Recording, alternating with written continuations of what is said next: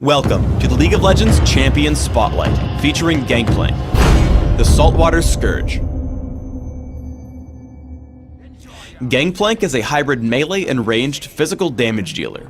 His main strengths are great mobility, high damage output, and an ultimate that can be cast anywhere on the map. Gangplank's passive is Grog-Soaked Blade. Every attack that Gangplank makes places a stack of Grog-Soaked Blade on his target, up to a cap. Each stack damages and slows the movement of whoever's been struck. Parley shoots target enemy with Gangplank's pistol, dealing damage. This shot applies on-hit effects such as Sheen, Lifesteal, and Grog-Soaked Blade. Parley can also critically strike his targets.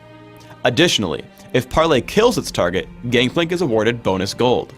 I take Parley at level 1 and max it last. Remove Scurvy causes Gangplank to eat a bunch of oranges, healing Gangplank and removing all crowd control effects, such as slows and stuns that afflict him. Raise Morale passively gives Gangplank increased attack damage and movement speed. When activated, Gangplank gains an even larger bonus to these stats, and grants a smaller bonus to nearby allied champions as well. I take Raise Morale at level 2 and max it by level 9. Cannon Barrage marks an area on the map for a few seconds, slowing all enemies in the area and causing cannonballs to fall randomly in the area, damaging anything they strike. Cannon Barrage can be cast anywhere in the game, regardless of how close it is to Gangplank. With a Rune and Mastery build focused on early damage output and durability, you can easily push around most lane opponents. Once Scion blows his stun, I push in with Parley and activate Raise Morale for bonus movement speed and damage. Because of Grog-Soaked Blade's slow, I'm able to keep up with him as I take down his health bar and force him to recall, giving me free space to farm. Because Parley gives you bonus gold whenever it kills a unit, you want to use it to farm minions whenever you can. In particular, you want to find out exactly how much damage Parley will deal to ensure you get the kill. However, because of its cooldown, you will have to kill minions with basic attacks sometimes. The better you can predict your cooldown against minion deaths, the better your gold income.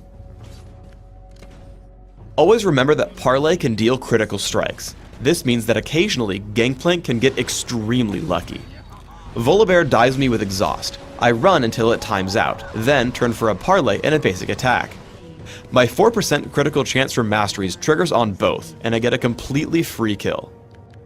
When building mostly for damage, don't rely on Remove Scurvy to keep you alive in a team fight. Scion comes in to stun me and the rest of his team follows up. I remove Scurvy, use Cannon Barrage, and try to run, but now I can't escape the Exhaust or Volibear's Rolling Thunder. While my team is able to pick up a few kills from behind, I die before really helping out my team much. Instead, use a couple of tricks to keep you safer. With Cannon Barrage and Summoner Teleport, you can push a side lane and still show up to the battle without missing a beat. As I watch the battle unfold, I look to kill the squishiest targets possible. I blow up the enemy Scion with Parley, then activate Raise Morale and Shurelya's Reverie to give my team supreme positioning. With Annie and Vayne completely split off from the rest of my team, we take down Master Yi and Volibear. Because Gangplank takes on the role of carry, you should find pushing with a minion wave to be very powerful. I'm able to earn a lot of gold, pushing up the minion wave to the windmill and fiddlesticks. Whenever he leaves the turret, I push in with Parley and Grog-Soaked Blade. However, I don't want to dive the turret until I have minions to capture it, so I continue farming. Once they have started capturing the turret, I push in until I notice him channel Crowstorm. Once that ends, I can tank and out-damage drain with Cannon Barrage and Parley, killing him underneath the windmill and taking the capture. As we get into a teamfight around the windmill, I aim for the squishy targets on the enemy team. I Parley Twisted Fate and remove Scurvy his stun. Then I activate Youmuu's Ghostblade and take him down almost immediately.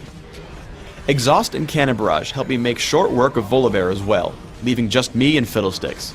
Unfortunately, Fiddlesticks is guaranteed to win a fight against me due to his larger health pool.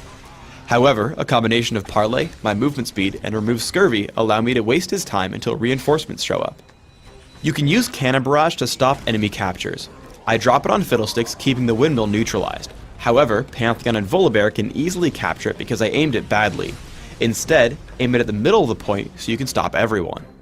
For runes, I take Armor Penetration Marks, Flat Armor Seals, Flat Magic Resist Glyphs, and Flat Attack Damage Quintessences. This build gives me significant early game damage output with Parley in case I want to push around my lane opponent, while giving me decent resistances that synergize with bonus health, lifesteal, and remove Scurvy. My masteries are 2109, focusing on all physical damage increasing masteries on offense while taking increased mana regeneration and neutral buff duration in utility. I take Exhaust and Teleport on Summoner's Rift, while subbing out Teleport for Surge on Dominion. In Classic, I open with a Regrowth Pendant and Health Potion, upgrading to Philosopher's Stone. I look to grab cooldown reduction through Ionian Boots of Lucidity and Brutalizer. I continue my build with Trinity Force and Shirelia's Reverie for even more damage, utility, and cooldown reduction. By the end of the game, I want to deal even more damage through Infinity Edge and Yomu's Ghostblade, and increase my durability with Guardian Angel or Banshee's Veil. In Dominion, I look for more durability and damage through basic attacks instead of Parlay. I open with Prospector's Blade and Boots of Speed. I rush for a lot of mobility through Berserker's Greaves and Yomu's Ghostblade. I flesh out my damage output further with Sanguine Blade and Infinity Edge. At this point, I'll need more durability, so I look for items like Frozen Mallet, Odin's Veil, and Atma's Impaler. Thanks for tuning in to the Gangplank Champion Spotlight. Please subscribe to the Riot Games YouTube channel above, and don't forget to thumbs us up just below the video.